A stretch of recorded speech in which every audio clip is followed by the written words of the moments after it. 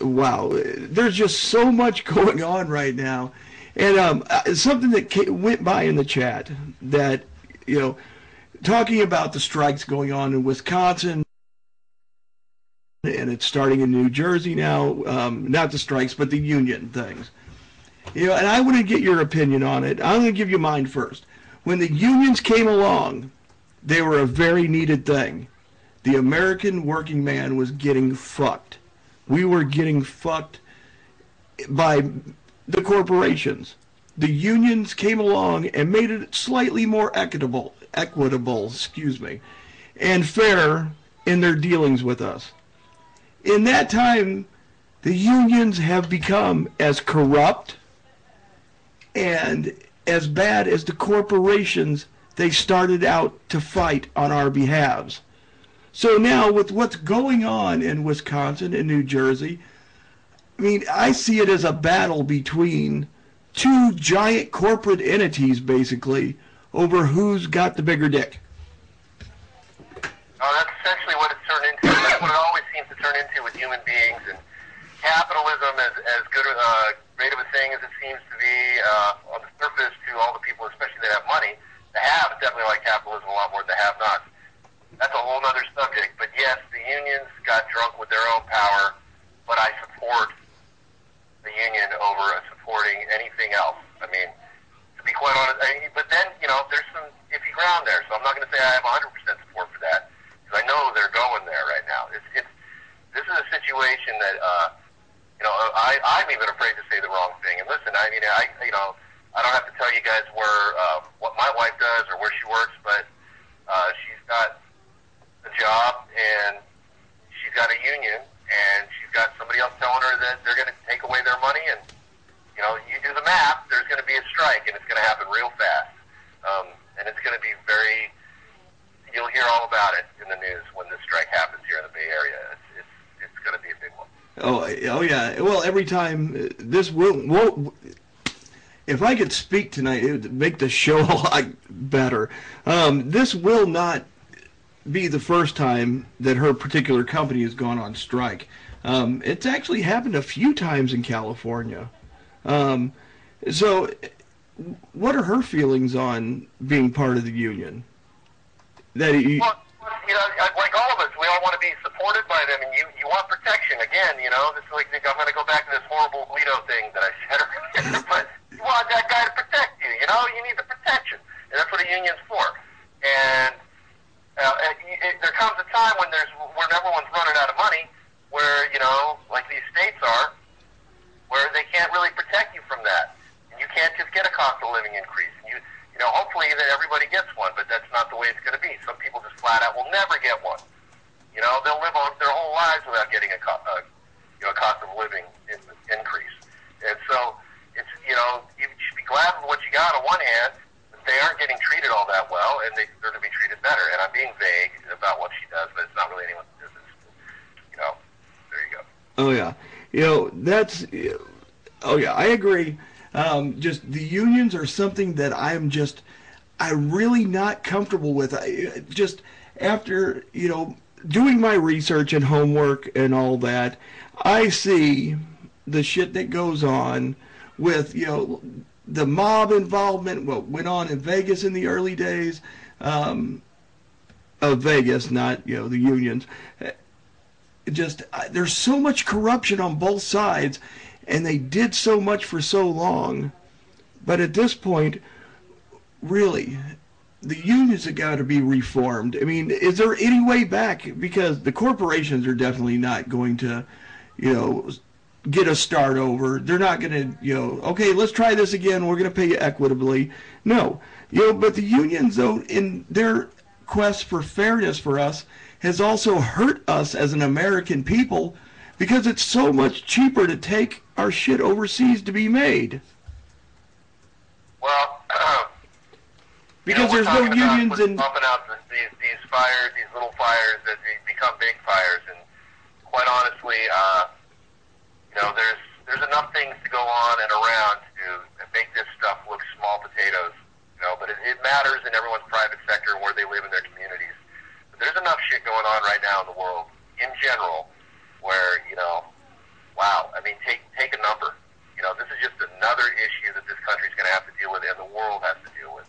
There's a hell of a lot bigger revolutions going on right now in all these smaller countries that seem so distant to us. But you know, the dictatorships are all falling. The ones that the U.S. government had propped up in the first place. I mean, there's a lot of different stuff going on right now that seems a hell of a lot bigger in the great scheme of things. But you know, to us here at home, you're talking about stealing food off our table. And, you know, this is a very difficult situation. Oh, yeah. You know, talking about universal health care in the chat room right now. Yeah, I see this. You know, I think you and I opinions may be different from most people for reasons known to us, right? You know what I'm saying, right? Yeah, I do. You know, what are your opinions on universal health care and the reforms that supposedly are being pushed for? Well, this is not an issue I delve into 1,000%. I don't want to really talk out of my ass on it, but I'm lucky enough to have insurance. I'm covered through my wife's work. And I feel very, very fortunate to have that. I believe that everyone should have it. The way that the systems kind of collapse around it, I mean, you could look at countries, and listen, man, people don't want to pay taxes, all right? People don't want to have their taxes raised, but they all want health care. So you can't have it both ways, right, Bill? Oh, you can't. You really can't at all, Dean. Thank you. You can't. It's one way or... Class. Andy, shut the fuck up. Yeah. I'm sorry. There's no passing notes in class. Go ahead. Yeah. Anyways, off subject. Where were we? Oh, universal health care. Yeah, I just, especially, and I have insurance, and I rely financially on somebody that works in the healthcare field. And if we were forced to take a hit, that would really, I just couldn't see being able to survive in this environment if we financially had to take a hit because everything was controlled by the government. The government can't control themselves. How the fuck are they going to take care of us healthcare-wise? It's a slippery slope. I think, this is kind of what we're mounting towards, and this is the whole, the stuff that I dwell on in general, this whole omega wave, it's so overwhelming. There's so many of these issues, and it just never really stops, and we've got to really concentrate on most important things, and this is one of those times, man, where it's like, everyone's going to be fighting these little battles, like I said, and there's a lot bigger issues out there. I really have no answer in this area. I only have questions, and I'm learning a lot about how this healthcare issue is going to play out and how the unions are going to play out. If they're even going to be any power is going to be left in the union anymore. Didn't they just vote to abolish a lot of the power that a union had in the first place in Wisconsin? Isn't that part of what happened just now? Oh yeah, that's what started the ball rolling. And if real quickly, if you're a guest in the chat room, please register. It's free. It takes 30 seconds. You're not going to miss that much. You really just register so we can get everybody's opinion. I'm reading all this stuff. I'm reading everything, guys. Oh yeah, we got so much going on in here. It's it's amazing. And Sean just brought up about he would pay extra in taxes if the government would take care of utilities and whatnot. And all I can say is fuck that. I ain't paying no more to this government than absolutely necessary. Well, okay, the utilities and all this stuff. I once we start going down this road and talking about fixing things, I think you just really, and this is probably what the powers that be really base a lot of their theories on, is they need to hit the reset button.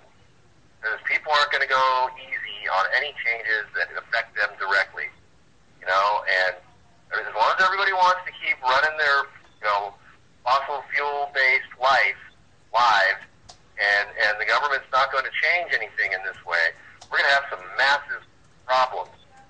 Well,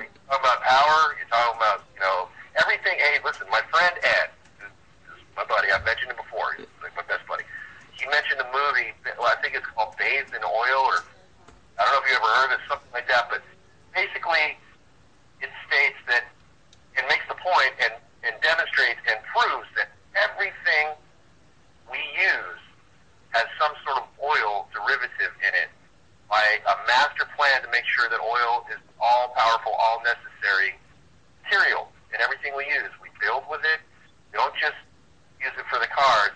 It's in this plastic bottle that's coming up late because of the feed. It's in this plastic bottle. Don't want you to see that brand. Yeah, Anyway. don't give the corporate fat And cat. I know this water ain't good for me because it came out of somebody's tap somewhere else. But anyway, it's full of medicine. It's got extra medication from everybody else pissing it away. All that stuff. But anyway, so oil, very important cog in everything we do. And, you know, don't believe that the oil is all disappearing. I know that it's not really disappearing, but why the fuck are we using it? Why do we have to use oil for everything? Can't we understand that there's, I mean, most people do understand, but will any corporation stand up and go balls out and not just try to be a cash pig and you know, basically like this whole green movement and just make new billionaires for things that we don't really need? I mean, we need to have a massive change in philosophy of what we use as our basis of living, and oil needs to be not it. Yeah, and that's very true. There is alternatives out there, but there's no money in the alternatives. I mean, hydrogen power from water, solar power.